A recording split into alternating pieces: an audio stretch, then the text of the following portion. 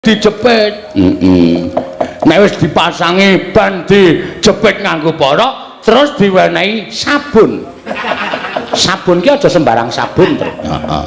Sabun kuwi sing sabun dienggo bocah-bocah. Ya. Mergo sabun dewasa karo sabun bocah cilik iki beda. Heeh, bener. Kudu iso ngerteni. Ah iya. Sabun mereke sabun baby. Baby. Iya. Aja sabun genjik, sabun baby. Iya. Iya iya. Ha nek wis dinehi sabun, bar dikai sabun, terus bocah mau terus dipasangi setang. Mergo porok iki hubungane karo setang, iso nggo menggok ngalor, menggok ngidul. Lah iya, ngetan utawa ngulon. Nek wis dipasangi bersetang terus dinehi popok. Dinehi popok, eling, bayi iki aja dinehi popok, ning popok sik supaya Thank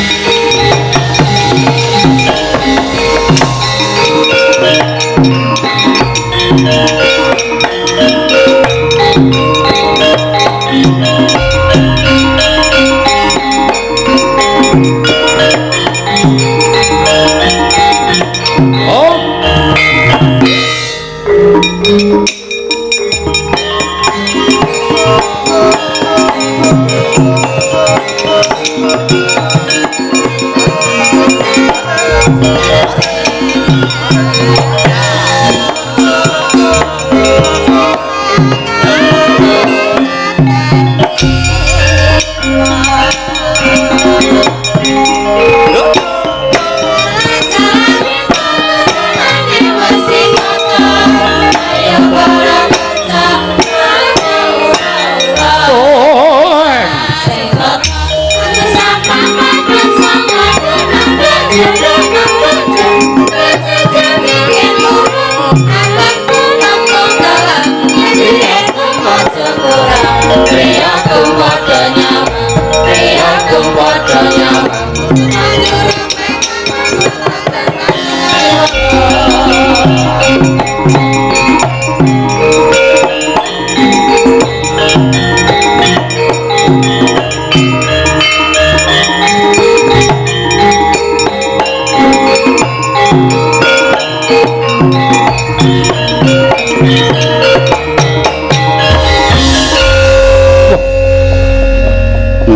iringan srepek tirta kencana jian penake ra jamak-jamak monggo kanca-kanca ya ora kaya sak gedhagan iki bengi iki nyambut gawe jan tabuhane kompak iramane ya kepenak sing kudune urung suwuk disuwuk wah jan nyenengake pokoke gawe bom-bom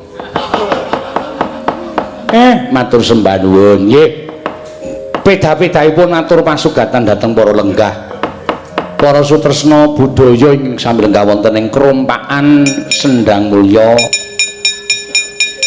desa saha dumateng ngene anu minggir Sleman mriki matur sembah nuwun tanpa pepindhan inggih anggenipun ngadani merti dusun menika Panji Wigatos nyatanipun menika wonten welingan kala waos wonten ingkang sampun kula aturaken atur panuwun dhateng sanesipun Gusti awit sedaya berkah lan kanugrahan ingkang sampun kaparingan dening Gusti dumateng warga dusun Krompakan nyuwun berkah dumateng Gusti supados sedaya pambudidaya lumantar tetanen kalis ing hama tumut jagi lan gula mentah lingkungan supados dados lingkungan ingkang sehat saengga sedaya warga wilujeng lan nir ing sambikala amin menika saged kula aturaken Panci ya kadang-kadang sok digathuk-gathukke kadang-kadang meneh sok di ana di apa jeneng iki kepercayaan sing nek merti dusun wayangan terus mengko sesuk taun sak pengarep menika tanduranipun badhe sae panene bakal apik nuwun sewu pemanggih kados mekaten menika wiwit dinten menika dipun icali mboten ateges kula mboten sempremen kan tiyang nanggap wayang mboten kula remen wong dasare kula niku gaweane ditanggap nek ora ana sing nanggap wayang njur kula njur kon ngopo delongap nang omah gulang-gulung kaya dodol semangka ning nuwun sewu kapitadosan nek wis nanggap wayang terus tandurane apik menika mboten leres tanduran menika ya digula mentah dinai banyu dirabuk sukete dilangi mergi menapa kadangkala sok ana kapitadosan nanggap wayang sesuk rasa dadak piye-piye ditandur tancepke bakale tukul apik panen apik lah bareng panene elek sing disalahke dalange wis rasa nanggap petruk saka kono kae wah tandurane bosok kabeh lah monggo petruk kalian tetanduran niku mboten wonten sambung rapetipun jer menika namung tontonan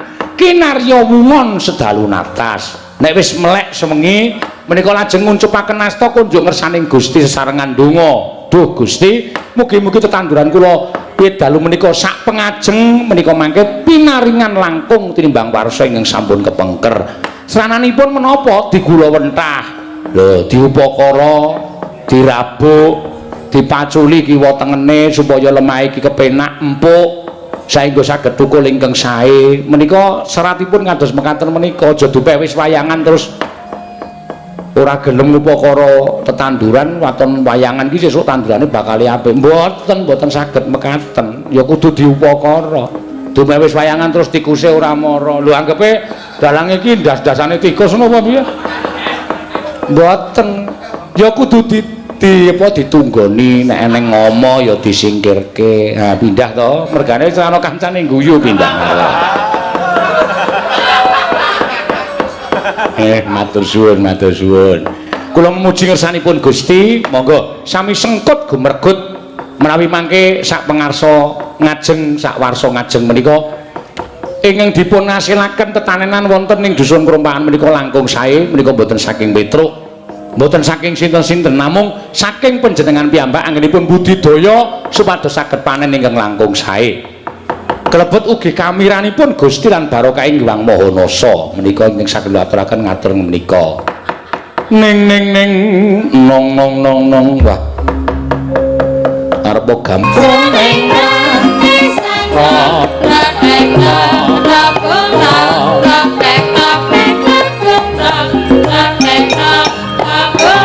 pindah meneh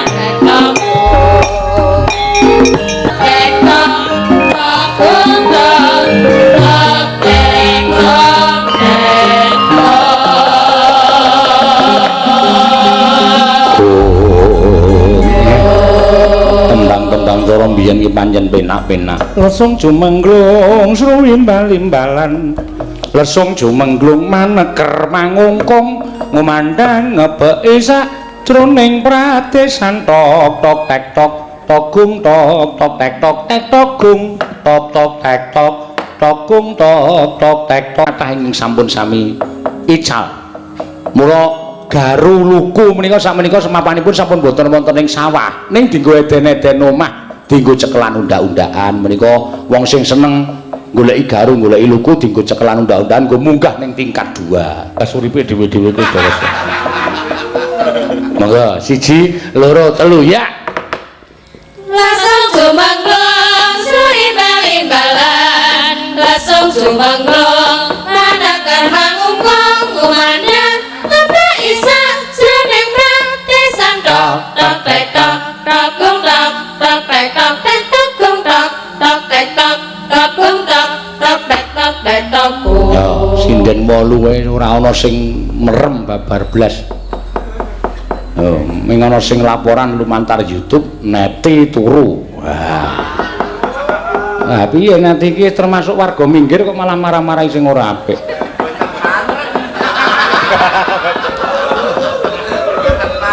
Ana sing laporan lumantar YouTube.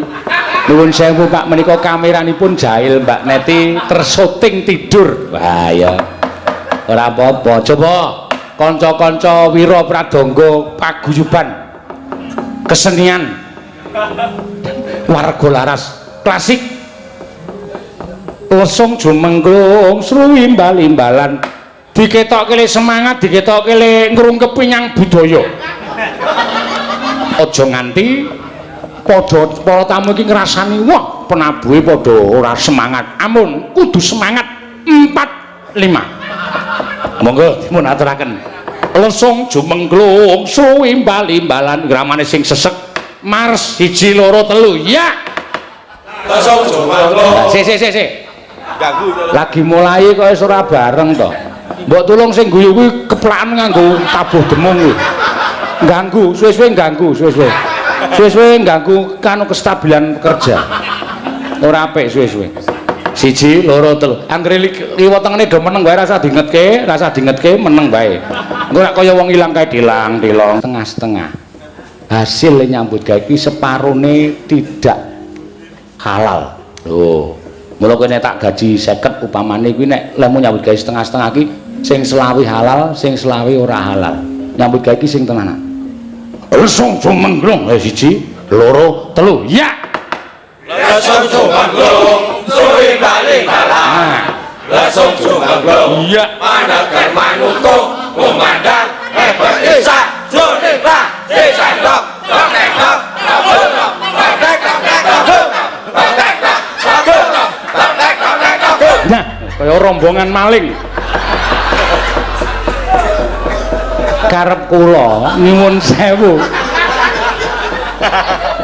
sewu para ndara wiyaga ingkang kinurmatan sir kula menika seru ning nganggo irama lesung jumengglung sru imbal-imbalan lesung jumengglung maneker mangungkung ngono ora lesung jumengglung sru imbal-imbalan tok tok tek tok togung tok tok tek tok dasmu tok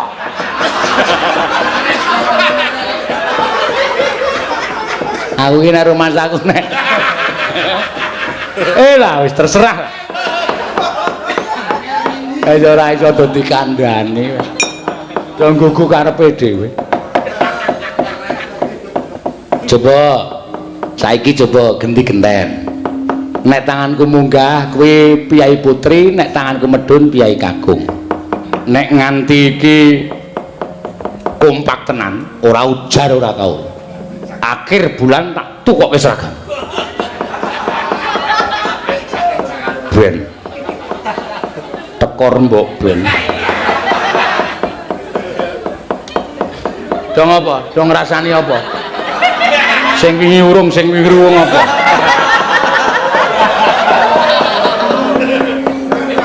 duren-duren jengki-jengki biyen saiki salahe do manut Ayo. Siji tanganku munggah wedok, tanganku medun laki-laki. Coba dipamerke karo para streaminger saka mancanegara saka saindenging Nusantara. Masih 2000 penonton lebih sing nonton yang streaming. Iki nek dilumpukke nang halaman kene iki ora cukup 2000 wong. Monggo 1 2 3 ya. Akhir bulan sutra ora mung nyepel. Ora mung kain-kain biasa, tukoke sutra. Cah pira iki? 17 to? Sutra putih.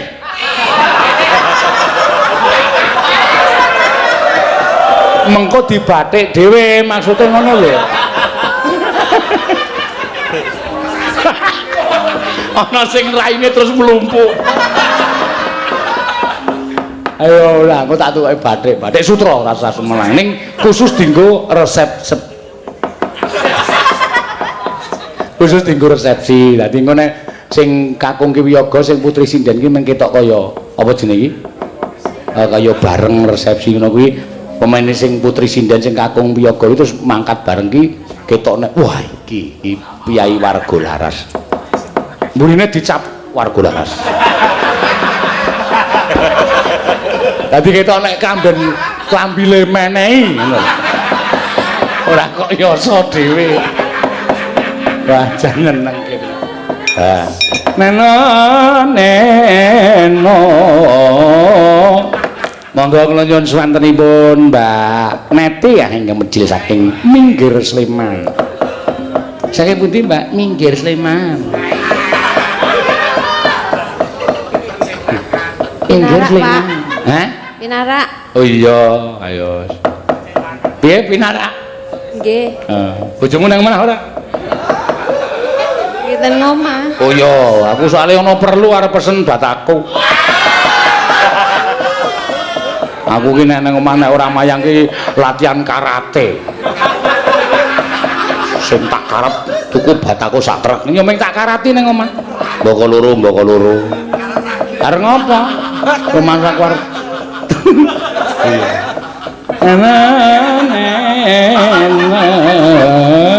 Ya.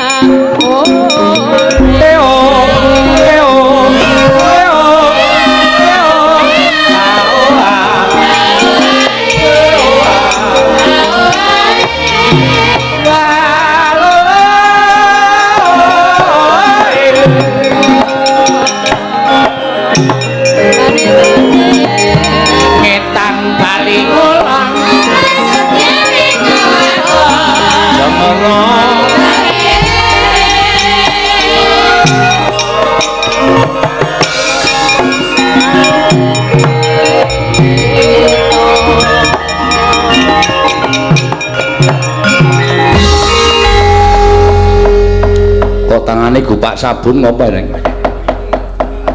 Ngedusi anakku sing cilik dhewe. Weh, si bayi isih.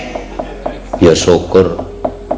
Mula arep wong lanang kuwi kudu apal piye carane ngedusi ponang jabang bayi. Ha iya. Kok tangane gupak oli ngopo iki, Gong? Ajar gawe pit.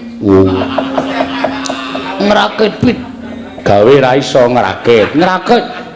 Ya ngono kuwi iso dienggo cekel gawe mbok menawa sok nek wis seniman ki wis ora pati payu mergo cakra manggilingan ki kadang kala ning dhuwur, kadang kala ning ngisor. Mula kudu bener ngono, Tru.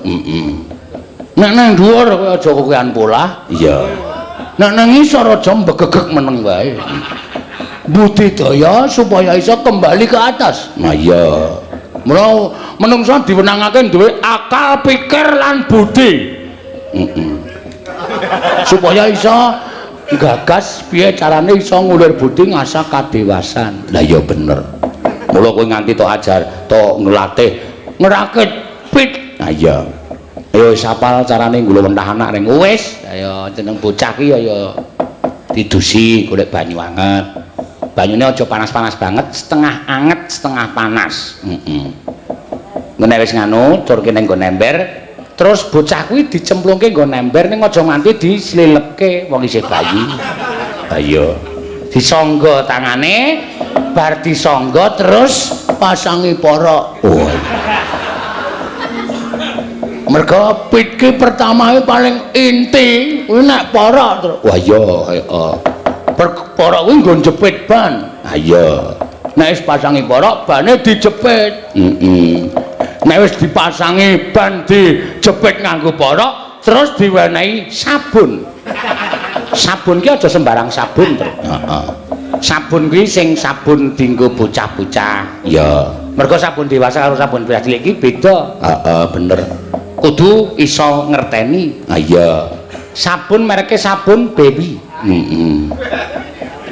Baby. Iya. Aja sabun genjik, sabun baby. Iya. Iya iya. Ha nek wis dinehi sabun, bar dikai sabun, terus bocah mau terus dipasangi setang.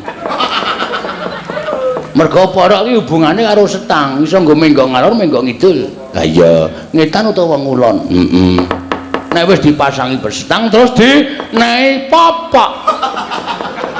Dinehi popok, eling, bayi iki aja dinehi kathok, ning popok sik supaya pusere ya garing, bocahe ya ora radiasi.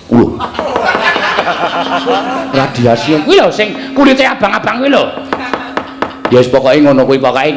Engko nek wis dinehi popok, ditaleni nggon wudel, terus dipasangi rantai. Ngono. Rantai iki disambungke antane pedal karo gir mburi. Ha iya, supaya iso mlaku tanpa rantai ora bakal mlaku. Nek wis dinehi rantai terus diolesi minyak telon. Supaya bocah kuwi aja nganti masuk angin. Ya. Nek wis dinehi minyak telon, terus bocah kuwi dinehi sadel. Ngono.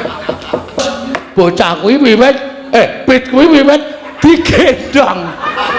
Lho, dilela-lela supaya turu. Ah, supayane bocah kuwi cepet turu, kudu terus diwenehi sebor. Supaya pit mau aja nganti banyune nyiprat. Wah, ayo pinter kabeh. Ayo karang cah. Supaya aku ki ya aja ngewan karo bojoku ya, Tru. Iya, tur Bagong ya iso buka bengkel. Ya iso nambal ban barang, Gong. Kepiye ta? Ngraket pit wae iso kok nambal ban ora iso. Aku wingi ora aku tukutan soplas pirang-pirang kae. Nggo ngopo? Nambal ban. Sing jeneng ban ki ora ditambal kuten soplas ya, Gong. Nganggo ban padha ban. Mula ban kae nek bocor dicemplungke nang banyu terus dirambang kerak plupuk ngono to. Aku sing marek aku entuk dit akeh. Oh. Wingi wong nambalke ban ora bocor. Tak cemplungke banyu tak coblosi papat blus. Kuwi jenenge rezeki ning ora halal kuwi. Walah sing ngomong sapa? Mbok ya semen tak tambal. Bareng tak tambal ki tambalane gegeden. Oh. Kuwi nggo mlaku ki digluk. Balik ke meneh pripun iki Pak ganti ban jero. Tak ganti. Ha iya. Tok ganti. Duweku rak ban jero motor. Ha iya. Ban pi tak ganti ban jero motor tak peksa. Peleke kan gede pit. Lah iya nek bijengki gede banget pelek. Heeh, tak ulur. Weh. Bareng dipompa lagi ditumpaki sing duwe jeblok. Wong jengkelit memburi. Saiki aku mresake. Oh, tekor meneh. Aku ki usaha mesti tekor kok, Tru. Mbok ya rasa usaha kok ndak malah tekor. Petro, ngopo Kang Gareng? Ayo nganggo nembang Tru ora omong-omong ndak. Juwarei. Ya. Kowe dhisik nembang sing apik engko ge aku nggih Bagong. Ping 3 wae rasa werna-werna rasa oke-oke. Sore mau wis kebak guyon maton sembrono parikena sembur-sembur adas sing loro dadi waras sing ruwet dadi tuntas. Amin. Ya. Nyuwun pambiyantune Ibu Ayu Purwalestari. Ya. Bareng karo apa? Ana sing nyuwun gatik glindik to? Ya. Cakepane sing saka Dinas Kebudayaan. Ah iya. lek sami titi ngono kae cakepane ayu duwe dhewe ya bocah sregep bocah seneng nyatet sing lanang ya iso nyungging saiki ah iya pinter-pinter kan do golek duit aku kuwi ra ndek samben liyane terus nek ra bojomu ra mulang dosen bayare wis entek dutang biyen kuwi jaman urung ana gawean gayeng ngene iki ha iya ya wis ora apa-apa ya mesti saiki genti kowe sing nyambut gawe ha iya ngono kuwi genti genten kok monggo Mbak Ayu monggo diatun aturaken ya Roning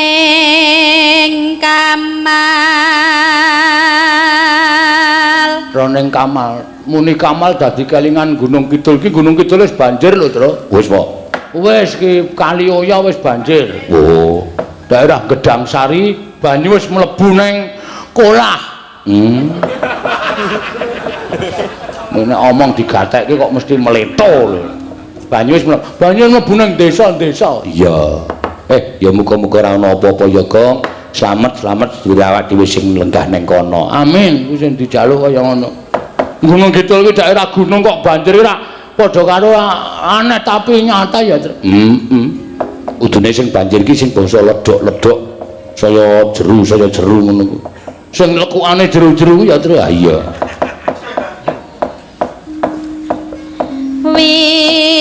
Winur Sita Winur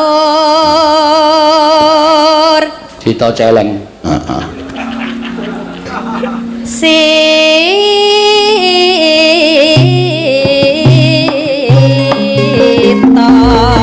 mumpung muda agayu amrih bisa Sudia amrih kono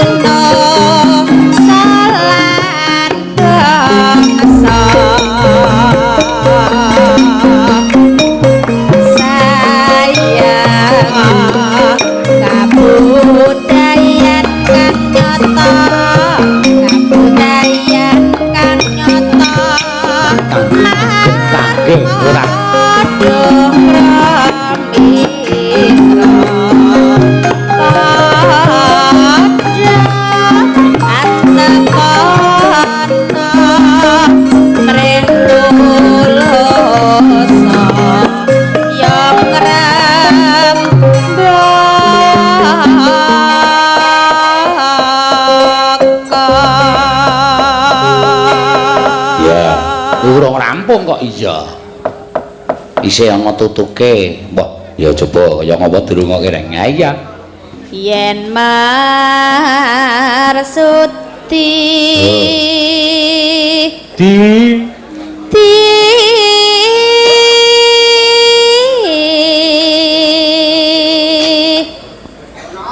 kang satiti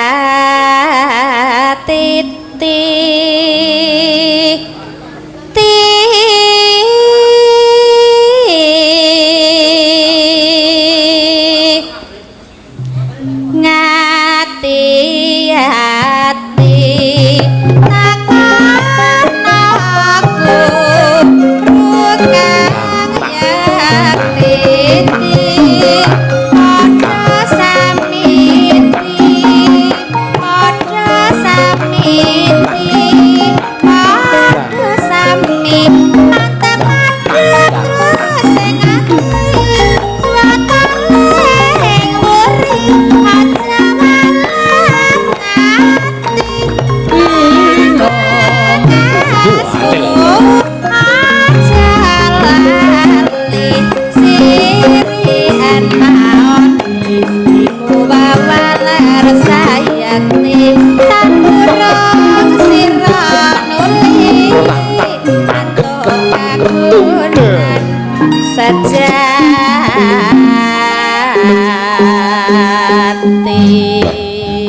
Cakepane beda karo biasane ya manuk bleka, manuk petetit ngene iki sirikan nastiti lek samiti tiboki kabeh iki.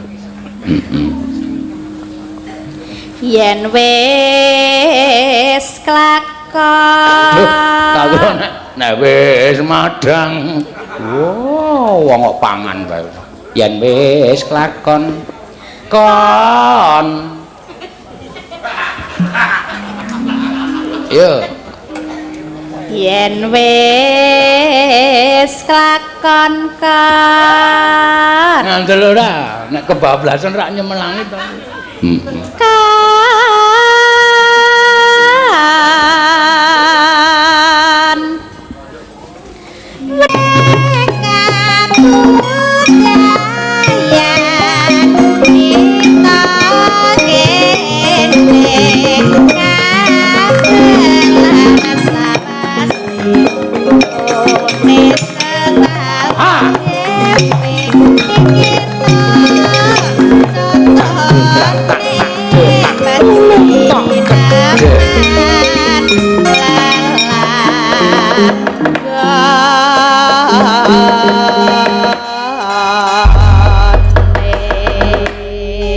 Nganti ping 3 ya.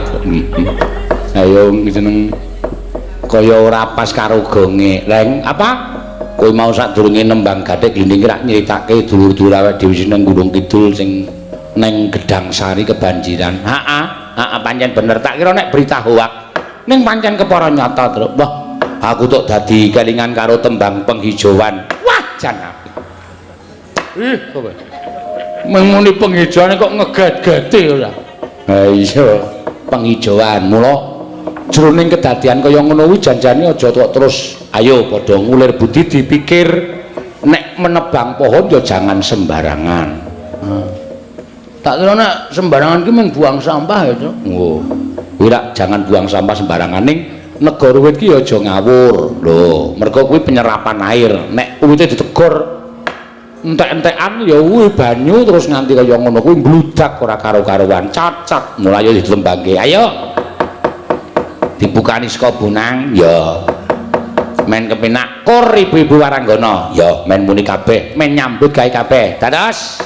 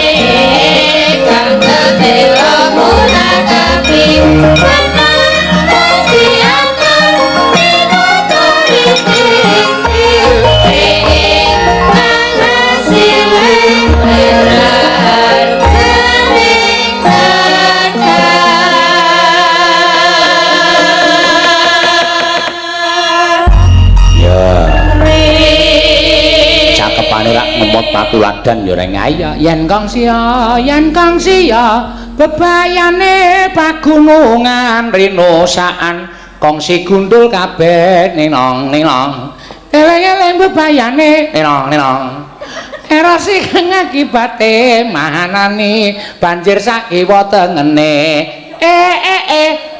mula becik ditanduri Kang Tetela mbok dipisah Kang Tetela murah kapi demen kang diatur tinata rintik-rintik kang asile weraharjaning negari ayo mula apa-apa ki ora sak penake dhewe sak madya wae ya to ayo Gong ngendi kowe Gong wektune ndak selak ngoyak lakone mburi dawa ya aku diganti pelok barang ya sapa sing nembang dandang kula banjet sing nyuwara Mbak Orisa ya tibake gugur gunung ya Orisa ini ora digugur maksudnya nek nganti meletus saya ya kaya nena luapan mahmang gunung Merapi iki saiki nyemelang ya iya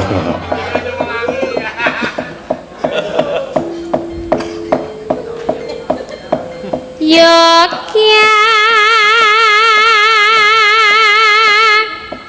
Nira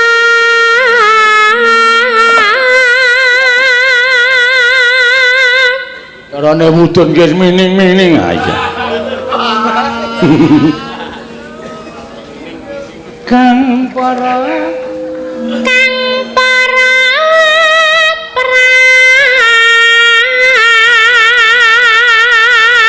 jure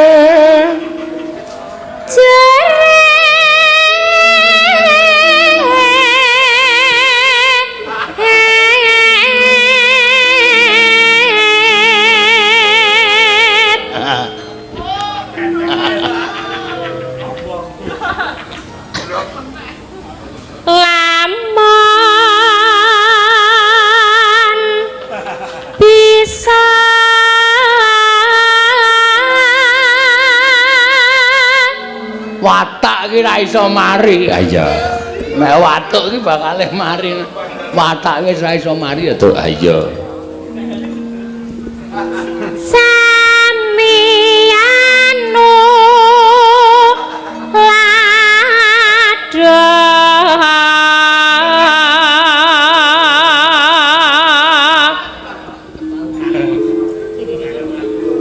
Duk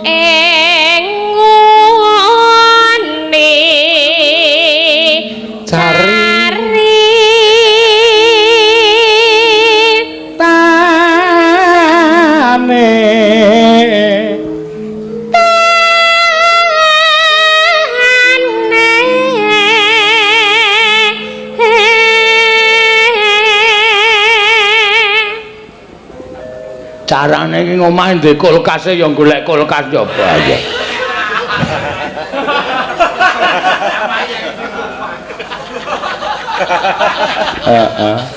ya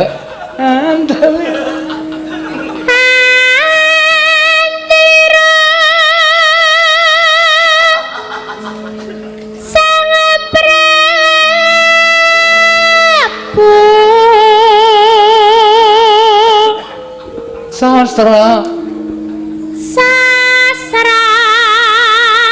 pahit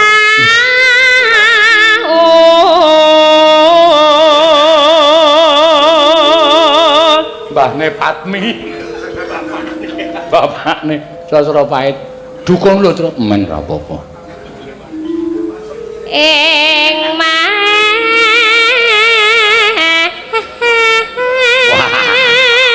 wah ya ngene iki sing marahi jeneng ing mahe piye iya piye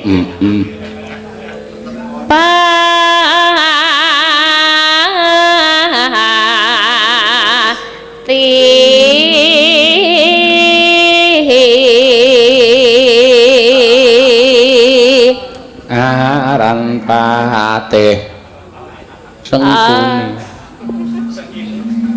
aran patih sengkini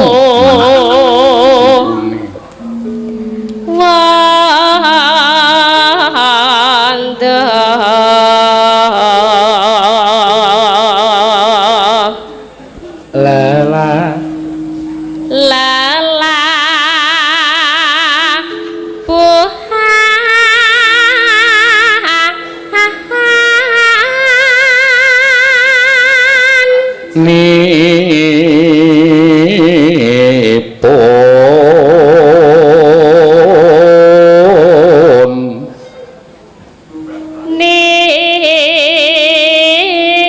nipun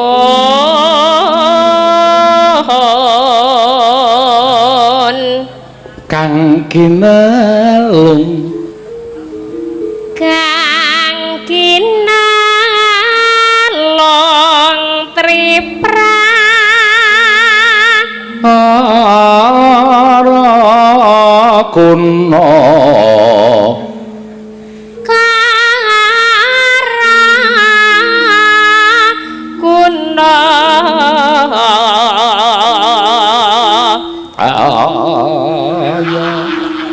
kaya nek swara gedhe risaki pancen kaya ayo ngrekoso le nyuwara iki karang swara gulu urune kang tenan tapi nuhun ya purune kang tenan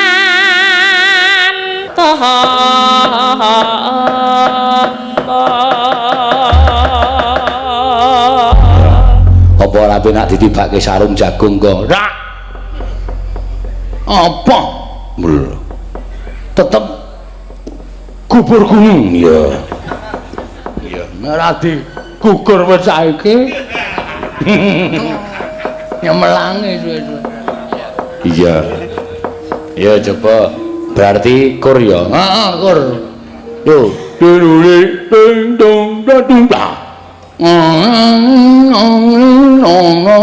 ya nah iki sing kaya rada gayeng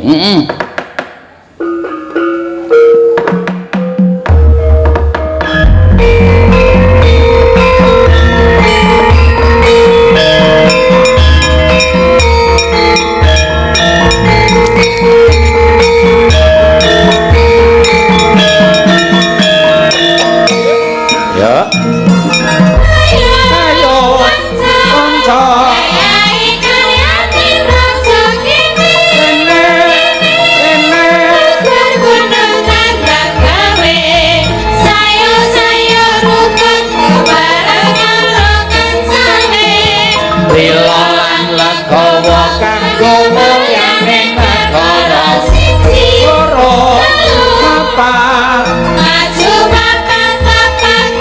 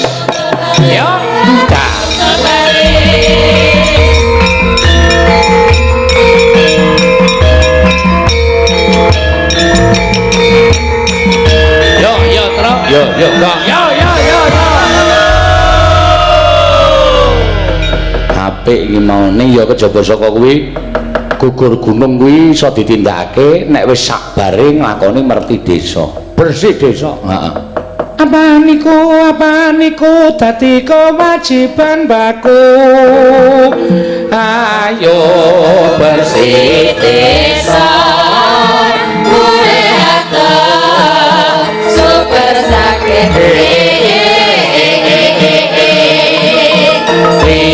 lihat kan lihatku mantan karya oh enak kan